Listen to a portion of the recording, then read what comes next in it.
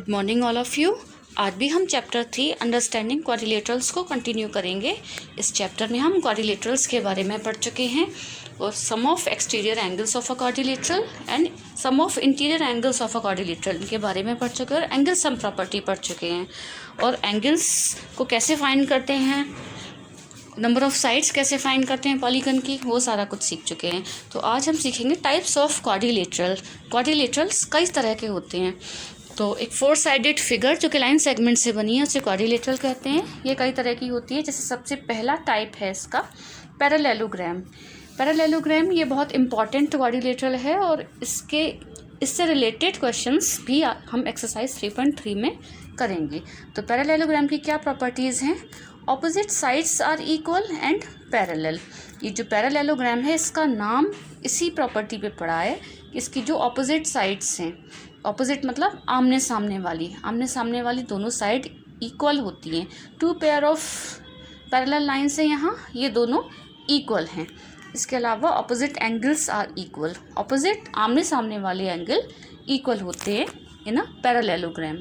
और पैरेललोग्राम की एक और प्रॉपर्टी है कि इसके जो डायगोनल्स होते हैं ये एक दूसरे को बाइसेक्ट करती हैं, मतलब एक डायगोनल दूसरे डायगोनल को 2 इक्वल हाफ्स में डिवाइड कर देता है।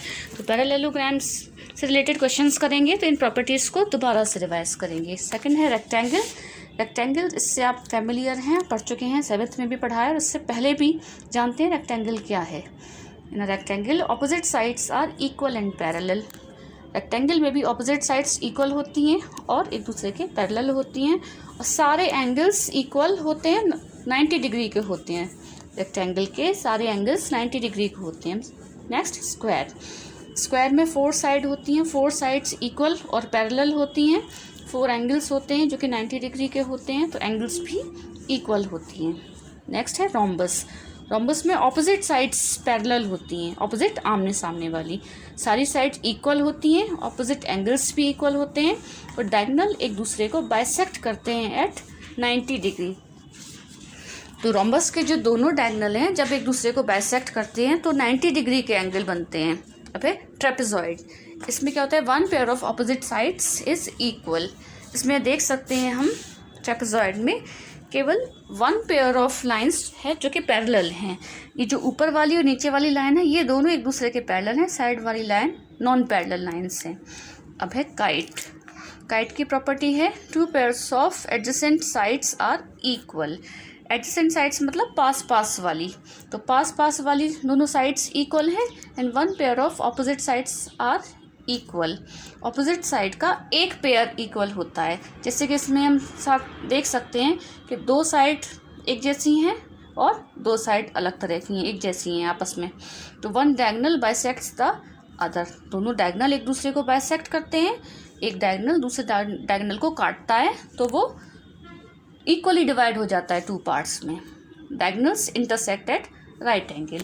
और डायगोनल्स एक दूसरे को काटते हैं वो, तो जो एंगल बनते हैं वो 90 डिग्री के बनते हैं। तो राइट एंगल पे डायगोनल्स बाइसेक्ट करते हैं। तो ये जो क्वाड्रिलेटरल्स हैं ये सारी इनकी प्रॉपर्टीज़ हैं। तो इनकी प्रॉपर्टीज़ को अच्छे से समझना है, अपनी नोटबुक में लिखना है और इन्हें लर्न भी करना है। तो इसकी एक पिक्चर भी मैं आपके साथ शेयर कर दूँगी। अच्छे से इसकी प्रॉपर्टीज़ को पढ़ना है, आगे भी ये बहुत काम आते हैं। अभी हमने देखा टाइप्स ऑफ क्वाड्रिलेटरल्स की प्रॉपर्टीज़ के डिफरेंट टाइप्स के जो क्वाड्रिलेटरल्स हैं उनकी प्रॉपर्टीज़ क्या होती हैं। अब एक्सरसाइज 3.3 में क्वेश्चन नंबर 2 करना है। इस एक्सरसाइज में जो क्वेश्चन दे रखे हैं मोस्टली वो पैरेललोग्राम पे ही बेस्ड हैं। तो पैरेललोग्राम की जो प्रॉपर्टीज़ हैं उनको अच्छे से पढ़ना है। जैसे ये एक पैरेललोग्राम है। पैरेललोग्राम की प्रॉपर्टी है कि ऑपोजिट साइड्स इक्वल होती है। ऑपोजिट मीन्स आमने सामने वाली, तो ये वाली साइड इसके इक्वल होगी और ये वाली साइड इसके इक्वल होगी। और इसमें ऑपोजिट एंगल्स इक्वल होते हैं, जैसे ये वाला एंगल इसके इक्वल होगा और ये वाला एंगल इसके इक्वल होगा। और पैरेललोग्राम के जो डायगोनल्स होते हैं, डायगोनल मीन्स जो ऑपोजिट वर्टेक्स को जोड़ते हैं। ये जैसे पैरेललोग्राम है, इसके ये जो कॉर्नर पॉइंट्स हैं इनको वर्टेक्स कहते हैं। ये इसकी साइड से ये ऑपोजिट एंगल्स, जैसे ये पास वाले एंगल्स ये एडजेसेंट एंगल्स, और पास वाली साइड जैसे ये वाली साइड और ये वाली साइड ये एडजेसेंट साइड। सबसे पहले इसका कुछ नाम रख लेते हैं। ABCD, इस पैरेललोग्राम का नाम ABCD है। इसमें ये ऑपोजिट साइड्स इक्वल हैं, ये वाली साइड इसके इक्वल और ये वाली साइड इसके इक्वल, ऑपोजिट एंगल्स इक्वल हैं। एंगल A एंगल C के इक्वल है और एंगल B एंगल D के इक्वल है। ऐसे ही साइड्स AB और DC इक्वल हैं, AD और BC इक्वल हैं। ये अभी जो प्रॉपर्टीज़ हमने पढ़ी थी उसमें ये चीज़ हमने पढ़ी थी। और पैरेललोग्राम के जो डायगोनल्स होते हैं वो एक दूसरे को बाइसेक्ट करते हैं। इट मीन्स ये जो डायगोनल है एक दूसरे को जहाँ कट करते हैं, तो जब दोनों डायगोनल एक दूसरे को कट करते हैं तो डायगोनल ये 2 इक्वल हाफ्स में डिवाइड हो जाता है। ये सेकंड क्वेश्चन में देखेंगे। तो ये वाला क्वेश्चन करते हैं। इसमें ABCD ये दिया हुआ है। तो find the values of unknown angles XYZ in the parallelogram. XYZ ये अननोन एंगल्स हैं, उनकी वैल्यू फाइंड करनी है। तो X यहाँ है, Y ये रहा और Z ये रहा। तो सबसे पहले इस डायगोनल ने इस पूरे पैरेललोग्राम को 2 ट्रायंगल्स में डिवाइड कर दिया है। तो इस वाले ट्रायंगल में, ट्रायंगल ADB में ट्रायंगल की प्रॉपर्टीज अप्लाई करेंगी। सबसे पहले हम देखते हैं, अभी जैसे मैंने बताया कि opposite angles of a parallelogram are equal. Opposite angles कौन कौन से हैं? जैसे एंगल A और angle C। Angle A equal है एंगल C के, क्योंकि ये ऑपोजिट एंगल्स हैं। तो एंगल A की वैल्यू है Y, it means Y equal हो गया 112 डिग्री। तो इस तरह से हमने Y की वैल्यू फाइंड कर ली। अब इन ट्राइंगल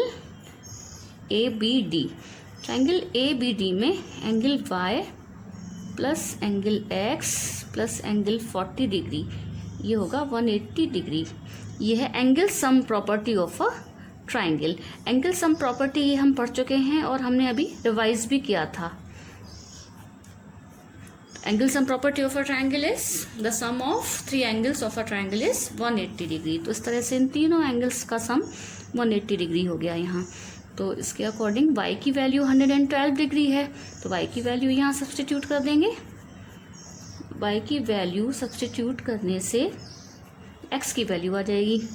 तो X एंगल X प्लस इन दोनों को ऐड कर देंगे, ये हो जाएगा 152 degree.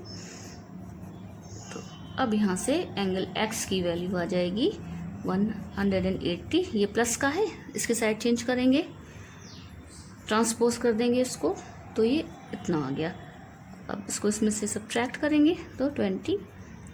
It means angle X की वैल्यू आ गई 28। अब हमारे पास Y की वैल्यू मिल गई, X की वैल्यू मिल गई। अब Z की वैल्यू देखते हैं। अब यहाँ से हम देखते हैं कि एंगल X और Z इनमें कोई रिलेशन है या नहीं। अब ये जो पैरेललोग्राम है ABCD, इसमें साइड AB और DC पैरेलल हैं। ये जो डायगोनल है इन दोनों साइड्स को ये कट कर रहा है, तो इसको ट्रांसवर्सल कह सकते हैं। लास्ट 7th में हमने पढ़ा था प्रॉपर्टीज, ट्रांसवर्सल की प्रॉपर्टीज पढ़ी थी। तो जब 2 पैरेलल लाइंस को थर्ड लाइन कट करती है तो इसमें ये वाला और ये वाला एंगल, ये कैसे एंगल होते हैं? Alternate interior angles. और ऑल्टरनेट इंटीरियर एंगल्स इक्वल होते हैं। इट मीन्स X इक्वल होगा Z के। X अभी हमने 28 फाइंड किया है, इस तरीके से Z भी 28 हो गया। तो X Y Z तीनों की वैल्यू क्या आ गई? X आ गया 28, Y 112 and Z is also 28 degree. तो इस तरीके से ये पैरेललोग्राम की प्रॉपर्टीज़ को अप्लाई करके में रिलेशन फाइंड करना होता है, तब एंगल्स को फाइंड करते हैं। अब क्वेश्चन नंबर 8 है, in the following parallelogram find X and Y। ये पैरेललोग्राम दिया है, X एंड Y की वैल्यू फाइंड करनी है।